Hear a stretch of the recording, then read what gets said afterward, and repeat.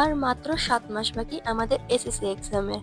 হ্যাঁ, আমি এসএসসি ২৭ এর ব্যাচ, যাকে সবাই পাস খাওয়া ব্যাচ হিসেবে চেনে। সমস্যা হলো এখন আমার হাফ সিলেবাসও শেষ হয়নি, কিন্তু এসএসসি এক্সামের তারিখ ঘোষণা করা হয়ে গেছে। কাল পূর্ব বলতে বলতে ৪৮ দিনের মতো সময় আছে আমাদের প্রি টেস্টের। এখনো যদি আমরা কাল পূর্ব বলে বসে থাকি, তাহলে একটা ভালো রেজাল্ট আমরা কখনোই প্রি টেস্টে করতে পারবো না।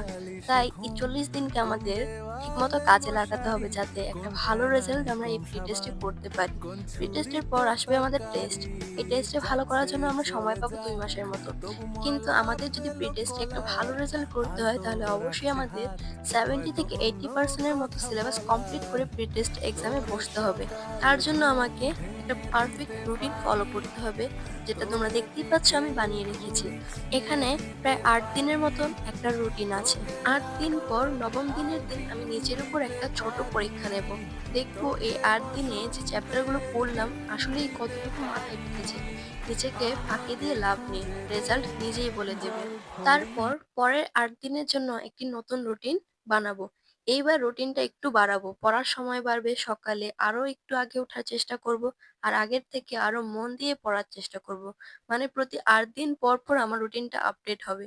আস্তে আস্তে চাপ বাড়বে, নিজেকে আরো এভাবেই এগিয়ে ৪০ দিন পর্যন্ত পড়া চালিয়ে যাব। আশা করব এভাবে যদি পড়ি একটা ভালো রেজাল্ট অবশ্যই প্রি টেস্টে করতে পারবো।